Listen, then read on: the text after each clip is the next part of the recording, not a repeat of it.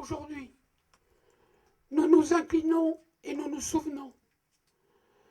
Nous nous inclinons devant le courage et l'abnégation de ceux qui sont allés au bout de leur foi et de leur idéal. Nous nous inclinons devant la mémoire de ceux qui ont payé de leur vie leur refus de l'injustice et de l'horreur.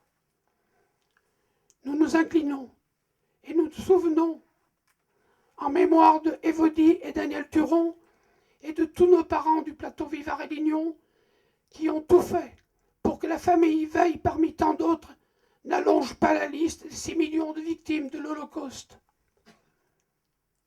Pour que cette mémoire ne reste pas une pieuse évocation du passé, nous réaffirmons notre foi en l'homme, quelle que soit la couleur de sa peau, sa race ou sa religion. Et par-dessus tout, pour que de telles atrocités ne se reproduisent pas, nous nous unissons et nous nous souvenons.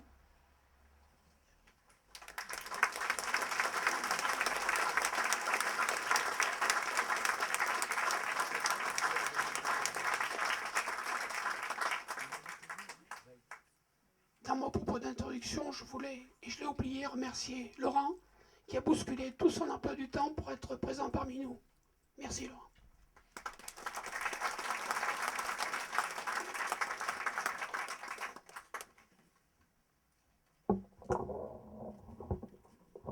Merci à vous d'abord d'être venus aussi nombreux.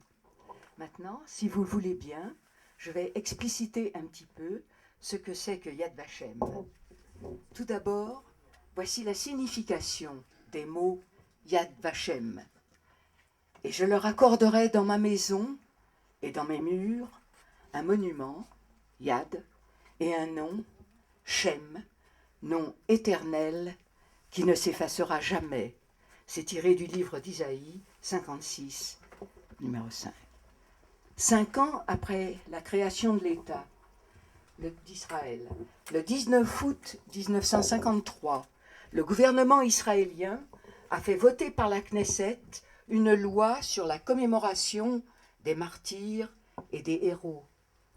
L'État d'Israël s'est ainsi donné l'obligation éthique de reconnaître et d'honorer, au nom du peuple juif, les non-juifs qui, au péril de leur vie, ont aidé des juifs persécutés par l'occupant nazi. Se fondant sur le vieux précepte juif, selon lequel qui sauve une vie, sauve l'humanité entière, Israël a institué dans le cadre de cette loi le titre de juste parmi les nations. Ce titre peut être attribué, après examen du dossier des personnes concernées, par une commission créée en 1963 et présidée par un juge de la Cour suprême d'Israël. Depuis, près de 23 000 hommes et femmes ont été reconnus justes à travers le monde et à peu près bientôt 3 300 en France. Yad Vashem à Jérusalem, c'est un mémorial pour les 6 millions de juifs assassinés, dont 1,5 million d'enfants. Un mémorial pour les justes, un centre de recherche international et un centre d'enseignement. Merci.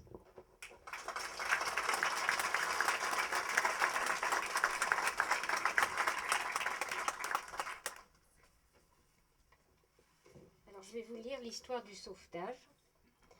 Gaston Veil et Adrien Gesmar sont nés dans le Haut-Rhin. Gaston Veil est négociant en textile à Mulhouse. 4 enfants naissent au sein de ce foyer. Jean, Francis, Gilbert et Jacqueline. Gaston Veil, qui est mobilisé en 1939, est démobilisé après la naissance de la petite Jacqueline en février 1940. La famille est obligée de fuir au Val d'Ajol momentanément et le 14 juin 1940, laissant Jacqueline chez sa nourrice, la famille quitte les Vosges et se réfugie en Haute-Loire dans une auberge du hameau du Mas de Tence. En octobre 1940, les époux Veil trouvent un logement rue de Sainte-Agrève, à Tence. En 1941, la nourrice conduit la petite Jacqueline auprès de ses parents. Nous sommes en 1943, la traque des Juifs s'intensifie.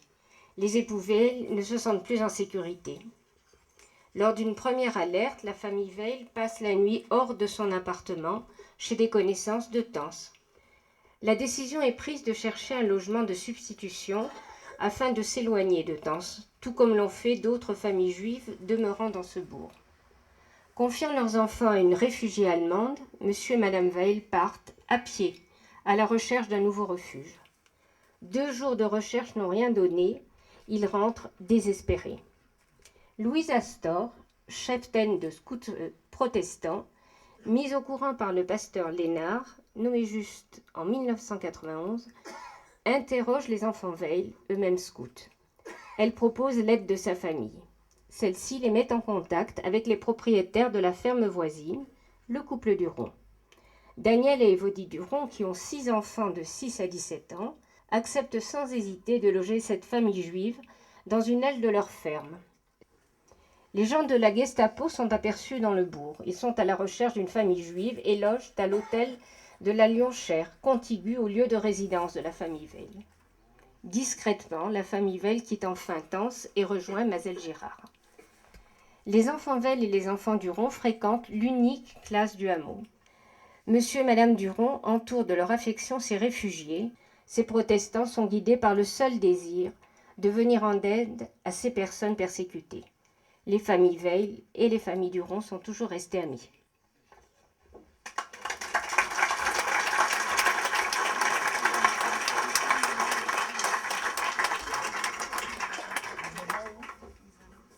Bonjour, je suis l'attaché de l'ambassade d'Israël à Paris. Monsieur le ministre, monsieur le maire, mesdames les délégués de Yad Vashem, très chers amis, quiconque sauve une âme sauve l'univers tout entier. Cette phrase est répétée pour la 3e fois ce matin. Monsieur Veil en a parlé à Chaumargé. Madame Caminade vient de la citer. Mais cette phrase est réellement significative de ce qui s'est passé pour les Juifs qui ont été sauvés par des justes. Cette phrase est tirée de la Mishnah. Elle explique l'importance que revêt pour le peuple juif le comportement exceptionnel qu'ont eu ces justes durant la Deuxième Guerre mondiale. Les justes, au plus fort de cette période sombre qu'a connue la France, ont eu le courage de braver l'autorité au péril de leur propre vie et de celle de leur famille, en sauvant des êtres humains dont le seul crime était d'être juifs. Ils l'ont fait avec leur âme, avec leur cœur, avec leur sang, car beaucoup y ont laissé la vie. Les justes considèrent pourtant ce qu'ils ont fait comme étant naturel et pensent même parfois qu'ils auraient pu en faire davantage. Pour beaucoup d'entre eux, ils ont agi par devoir, devoir d'humanité, devoir de citoyen et devoir de français. C'est pourquoi, par leurs actes héroïques, ils n'ont pas seulement sauvé des innocents d'une mort certaine, mais ils ont aussi sauvé la dignité humaine et l'honneur de leur pays, la France. Mesdames, Messieurs, la Shoah évoque un passé encore récent pour la communauté juive et pour la France. À l'échelle de la vie d'un homme, c'est encore à portée de souvenir, et au regard de l'existence d'un pays, c'était hier. Ce constat nous invite à la mémoire et à la responsabilité. Ce ne sont pas seulement les Juifs, mais l'humanité qui a été tuée à Auschwitz, à Dachau, à Treblinka, et dans tous ces lieux.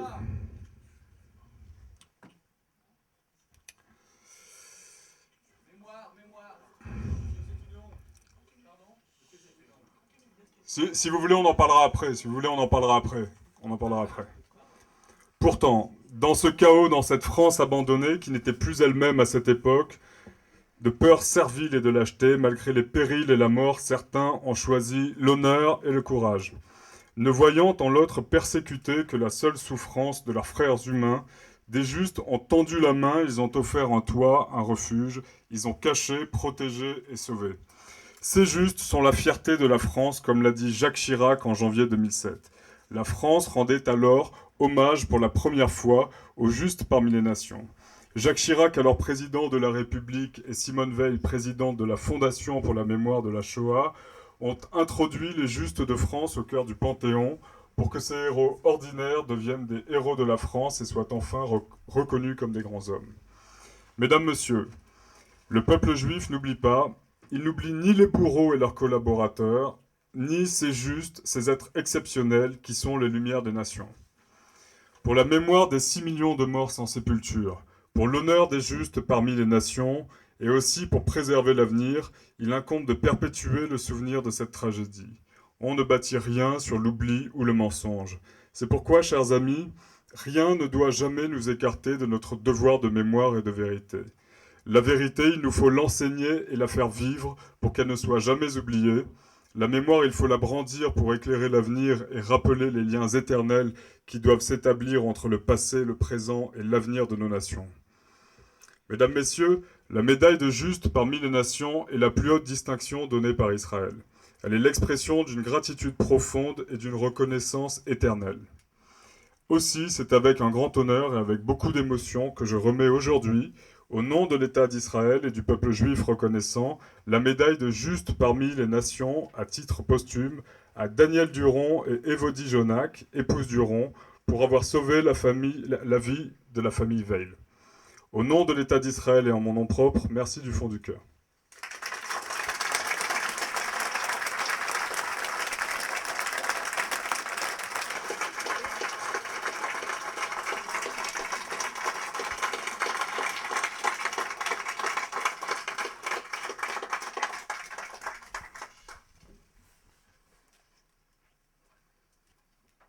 La famille Duron souhaite-t-elle prendre la parole pour dire...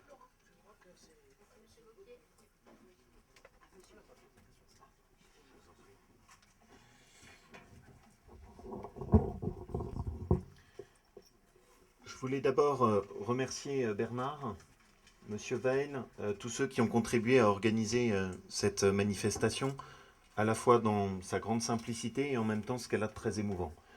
Alors, on a rééchangé avec Bernard cette semaine et quand j'ai appris qu'il n'y avait aucune représentation de l'État, j'ai considéré qu'il était évidemment de mon devoir d'être parmi vous et ça me fait très plaisir, vous le savez toujours, de venir ici. Et je trouve que les choses ont été faites à la fois avec beaucoup de simplicité et en même temps dans le sens profond de ce qui a été fait. Alors, à chaque fois qu'on est convié à réfléchir sur cet épisode de notre histoire et de l'histoire du plateau, on est convié à réfléchir sur un mystère. Et je crois bien, enfin, c'est important qu'on en prenne conscience. Dans la façon dont ça a été résumé, c'est d'une simplicité qui est étonnante et désarçonnante. C'est accueillir des enfants, une famille, mettre à disposition un coin de potager, offrir son silence comme un abri et un toit, faire en sorte que les gens puissent tout simplement être nourris dans cette période où c'était loin d'être évident. Quelque chose d'apparemment très simple. Et en même temps, quelque chose dans laquelle les familles qui faisaient ça mettaient profondément en péril leur sécurité, leur quiétude et leur foyer. Et donc, où ça renvoyait à quelque chose qui est terriblement simple mais terriblement difficile, qui est un moment où vous êtes face à quelque chose qui est injuste, inacceptable. Est-ce que vous acceptez vous-même de vous mettre en péril, de mettre en péril les vôtres pour protéger quelqu'un d'autre? Et le mystère ici est ce qu'il a de très profondément énigmatique et qui nous amène, je crois, à une réflexion très forte sur l'humain, le sens de l'engagement, renvoie à quelque chose qui est encore plus fort. D'abord, la première chose, c'est qu'ici, c'est une mémoire qui est une mémoire collective. Ici, et cela a été rappelé, ce ne sont pas seulement des personnalités qui ont résisté. C'est tout un plateau qui a résisté. La deuxième chose qui est très forte, et Bernard, tu l'as dit avec beaucoup de justesse, c'est que souvent, ce sont des personnes modestes qui l'ont faite. Et je trouve que pour chacun d'entre nous, c'est quelque chose qui nous amène à beaucoup de réflexions personnelles. Des gens modestes qui ont senti vite et simplement ce qu'il fallait faire. Et puis la dernière chose que je ne veux pas taire, et j'ai beaucoup apprécié que tu l'aies souligné Bernard dans ton discours, c'est que c'est relié très profondément à une identité qui est l'identité de notre plateau. Mais globalement, il faut quand même dire les choses simplement, c'est très profondément enraciné dans l'identité et la foi protestante. Et si la résistance ici a été aussi forte, et si cette résistance civile a été aussi forte, c'est parce que sur ce plateau, il y avait cette trace de l'identité et de la foi protestante. Et je crois que d'ailleurs, dans le parcours de vos parents, c'était très fort dans leur engagement. Dans les témoignages qu'on a eus il y a peu de temps encore, lors d'une autre commémoration, c'était très fort aussi. Et je crois que ce point-là doit rester pour nous un point important. Et avec cette mémoire collective, dans tout ce qu'elle a difficile, de tout ce à quoi elle renvoie, y compris encore